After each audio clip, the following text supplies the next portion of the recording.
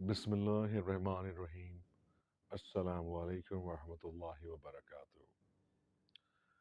Dear students, आज मैं basic English language course का आगाज़ कर रहा हूँ और इस कोर्स का टारगेट बेसिकली वो लोग होंगे जो बिल्कुल इंग्लिश को नहीं जानते या वो थोड़ा बहुत इंग्लिश को जानते हैं, और वो लोग जो पहले से इंग्लिश की कई चीज़ों को जानते हैं, उनके लिए मुमकिन है कि स्टार्टिंग की जो क्लासेस हैं उसमें वो बहुत ज़्यादा बोर हो जाएं। लेकिन मैं कोशिश करूँगा with the passage of time in चीज़ों पे काबू किया जा सके, और इंशाल्लाह हम जैसे जैसे आगे बढ़ते चले जाएंगे, जो टॉपिक्स हैं और जो पॉइंट्स हैं और जो लेसन्स हैं वो हायर लेवल पे जाते चले जाएंगे।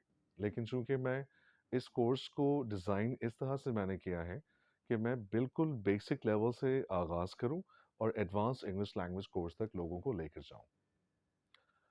आज का चूंकि पहला टॉपिक है जो कि basic knowledge about English and English language के हवाले से है, तो उसकी कुछ चीज़ें हैं जो मैं अभी आप लोगों को बताता भी हूँ और समझाता भी हूँ कि हम इसको किस तरह से कर सकते हैं, किस तरह से हम जान सकते हैं और किस तरह से हम इसको अपनी इंग्लिश लैंग्वेज के अंदर यूटिलाइज कर सकते हैं।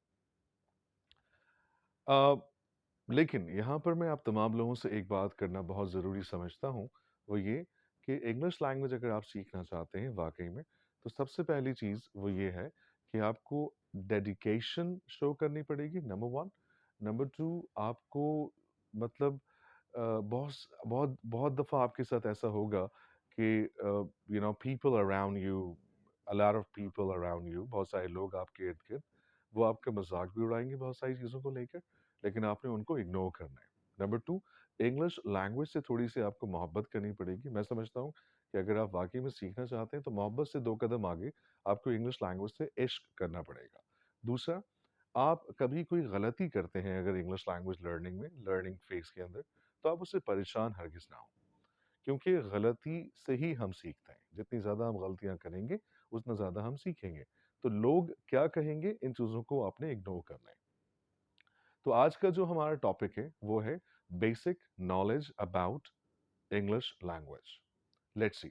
देखिए, दुनिया की जितनी भी लैंग्वेजेस होती हैं ना, लैंग्वेजेस को पहचानने के लिए हम जिन चीज़ों का इस्तेमाल करते हैं, और जैसे मिसाल के तौर पे उर्दू ज़बान है, अगर उर्दू ज़बान को हम पहचानने का जो सबसे बेहतरीन तरीका होता है, वो हम देखते हैं अलिफ, बे, ते, से, इसको हम हुर्फ़ तहज्जी कहते हैं ना।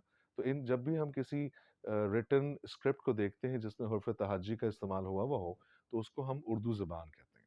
इसी तरह से हिंदी ज़बान को पहचानने के लिए जो हिंदी के जो एलिमेंट्स हैं, उनको देख के हम हिंदी लैंग्वेज पहचान लेते हैं। इसी तरह से जब आप कोई नंबर्स देखते हैं 1, 2, 3, 4, 5, तो आप फ़ौरन पहचान पहचान जाते हैं कि यहाँ पे मैथ्स की बात हो रही है। जब आप देखते हैं कोई सिंबल इस तरह से जैसे कि CO2, O2, H2O, तो जब आप इन सिंबल्स को देखते हैं तो आप समझ जाते हैं कि यहाँ पर केमिस्ट्री की बात हो रही है। यानी कि लैंग्वेजेज़ की जो पहचान है, किसी भी लैंग्वेज की पहचान, वो उसके जो बेसिक सिंबल्स हैं उनसे होता है। और जो इंग्लिश का जो बेसिक सिंबल है, उसको हम कहते हैं अल्फ़ाबेट, जो आपकी स्क्रीन पे इस वक़्त आपको नज़र आ रहा है, अल्फ़ाबेट। अल्फ़ाबेट बेसिकली ए से लेके ज़ेड तक टोटल 26 लेटर्स होते हैं, और उन 26 लेटर्स को हम अगर नाम दें तो वो सिंबल्स हैं।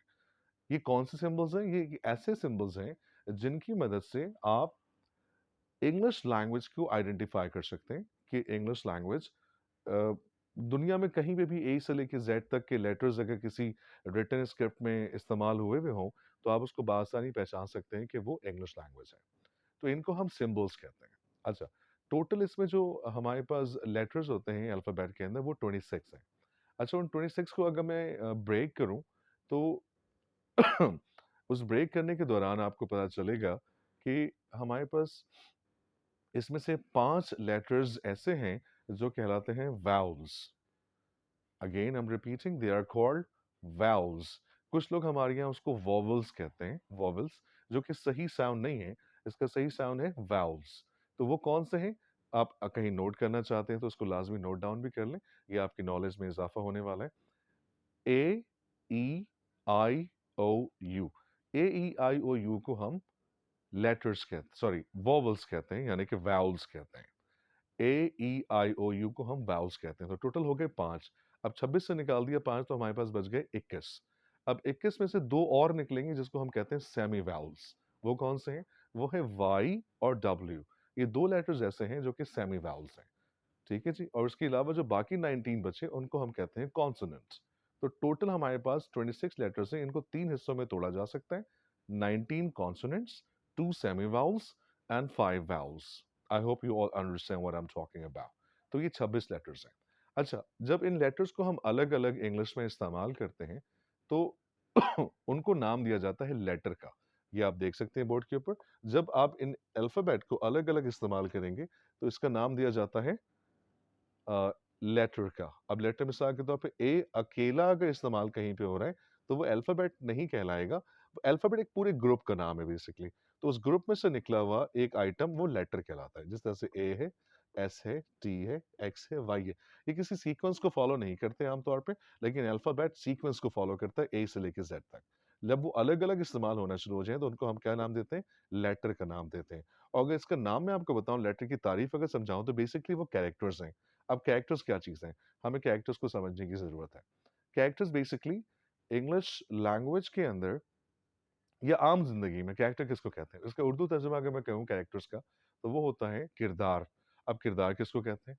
किरदार कहते हैं किसी काम के करने वाले को, परफॉर्मर को। मिसाल के तौर पे एक फ़िल्म अगर आप देखते हैं या मूवी या ड्रामा देखते हैं, तो उसमें किरदार होता है हीरो का, एक किरदार होता है हीरोइन का, एक किरदार होता है विलेन का। अच्छा, इन तीनों कैरेक्टर्स के काम अलग-अलग होते हैं। मिसाल के तौर पे एक क्लासरूम के अंदर 2 कैरेक्टर्स होते हैं आम तौर पे, एक होता है टीचर, एक होता है स्टूडेंट। स्टूडेंट का अलग किरदार है और टीचर का अलग किरदार है। तो किरदार का मतलब किसका क्या काम है, उसको हम कैरेक्टर्स कहते हैं। तो इसी तरह से जो लेटर है ना, ये हर लेटर जब अलग-अलग इस्तेमाल होते हैं, तो वो कोई ना कोई जॉब परफॉर्म कर रहे होते हैं, वो कोई ना कोई काम कर रहे होते हैं, कोई ना कोई अपना रोल परफॉर्म कर रहे होते हैं वहाँ पर ना, तो इसलिए हम इनको कैरेक्टर्स कहते हैं। इसकी मिसाल यूँ समझ लें आप कि अगर एक वर्ड है इंग्लिश का, अब ये सारी पॉइंट्स मैं यहाँ पे बोर्ड पे इतनी जगह थी नहीं, तो लिहाज़ा मैं आपको कह सकता हूँ कि आप इसको नोट डाउन करना चाहते हैं, तो आप नोट डाउन कर लें। कि हमारे पास बेसिकली एक वर्ड है इंग्लिश का, उसको हम कहते हैं SON सन, बेटा जिसका उर्दू तर्जुमा होगा। अगर आप देखें सन के अंदर टोटल 3 लेटर्स हैं, S, O और N। अगर मैं इन तीनों लेटर्स को मिला के लिख रहा हूँ तो इसका मतलब बन रहा है बेटा। लेकिन अगर इनमें से मैं मिसाल के तौर पे S को निकाल देता हूँ, तो ये नया वर्ड बन जाएगा जिसको हम कहेंगे ऑन। अगर सन में से एस को निकाल दिया जाए तो ये बन जाएगा ऑन। यानी कि देखिए सिर्फ एस को हटाया हमने, एक कैरेक्टर हटा दिया, तो एक नया मतलब आ गया, नया काम हो गया यहाँ पर ना। तो इसका मतलब ये हुआ कि जब whenever you change or you remove a letter, you know, you get a different meaning of that thing. So possibly you understand what I'm talking about. इसी तरह से अगर मैं एस को वापस ले आऊं और एन को निकाल दूं तो ये बन जाएगा सो।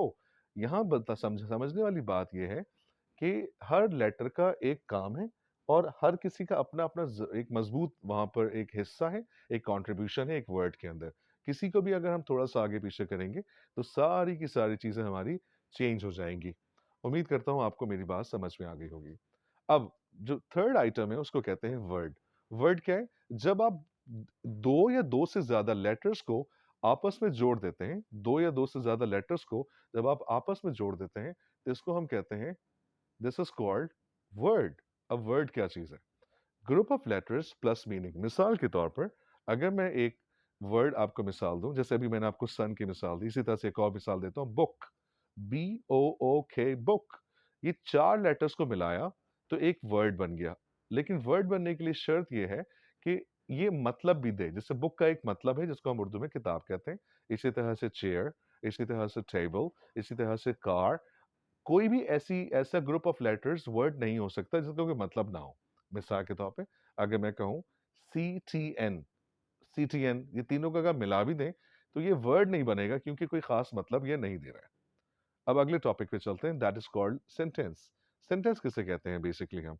Sentence group of words plus meaning, यानी कि जब आप 2 या 2 से ज्यादा वर्ड्स को आपस में मिला दें और उसका एक खास मतलब हो, तो उसको हम सेंटेंसेस कहते हैं या सेंटेंस कहते हैं। मिसाल के तौर पे अच्छा, सेंटेंस अपने आप में एक साइंस है, उसके बहुत सारे टाइप्स हैं, उसके बहुत सारे स्ट्रक्चर्स हैं। ये आने वाले क्लासेस में हम इसका डिस्कस करेंगे। मिसाल के तौर पे group of words plus meaning. एक एग्जाम्पल देखें यहाँ पर। अगर मैं कहूँ आई एम अ टीचर। तो इसमें मैंने क्या किया, 4 वर्ड्स को आपस में जोड़ दिया, तो ये बन गया एक सेंटेंस और इसका एक मतलब है कि मैं एक टीचर हूं। फॉर एग्जाम्पल, सारा वर्क्स somewhere in England. सारा वर्क्स समवेयर इन इंग्लैंड। अगर मुझे ये जुमला कहा मैंने, तो इसमें आप नोट करेंगे, इसमें भी 4 वर्ड हैं। सारा works somewhere in England, sorry 5 जुमले हैं। तो इन 5 जुमलों को मैंने आपस में जोड़ दिया और इसका खास एक मतलब भी आ रहा है कि सारा इंग्लैंड में कहीं काम करती है या लंदन में कहीं काम करती है, तो इसको हम कहेंगे सेंटेंस। नाउ सेंटेंस के बाद क्या होता है, पैराग्राफ होता है। यानी कि जब आप जरा आप नोट कीजिएगा, लेटर अल्फाबेट से निकले लेटर, लेटर से निकला वर्ड, वर्ड से निकला सेंटेंस।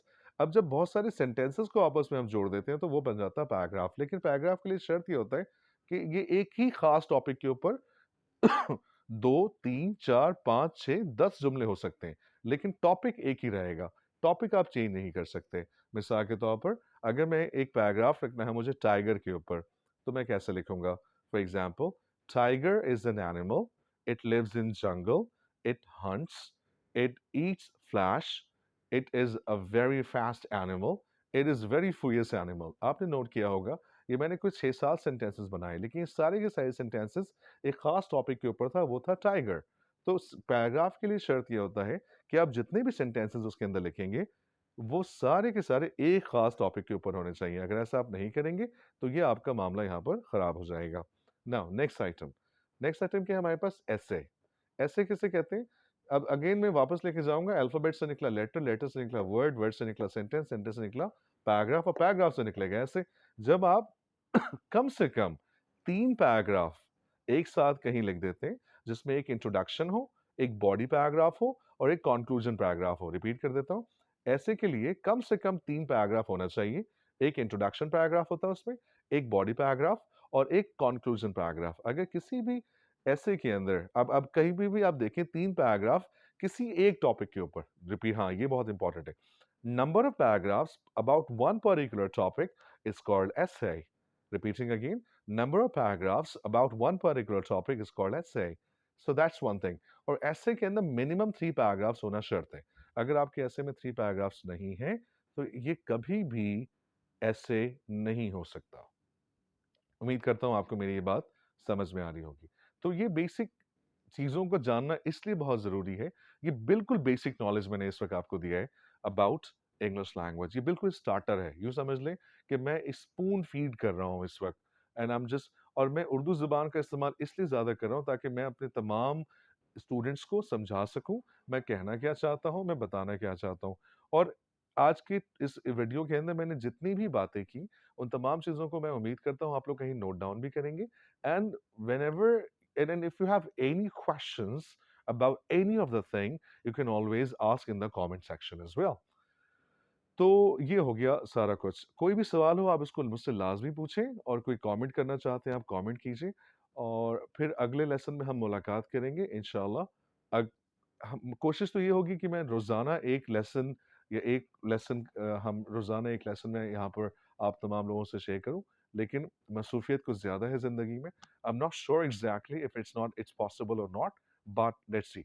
और आखिर में आज की क्लास को यहीं हम इख्तिताम करते हैं, और तमाम दोस्तों से, तमाम स्टूडेंट्स से, तमाम लिसनर्स से, जिन जिन लोगों को मेरी ये वीडियो आपने देखी है, आप तमाम लोगों से रिक्वेस्ट है कि मेरे इस यूट्यूब चैनल को काइंडली सब्सक्राइब भी कर लें, लाइक भी कर दें और बेल आइकन को प्रेस करें, ताकि हर नया लेसन जो मैं यहाँ पे अपलोड करूँ वो आप तक पहुँच सके और आप इससे फ़ायदा उठा सकें।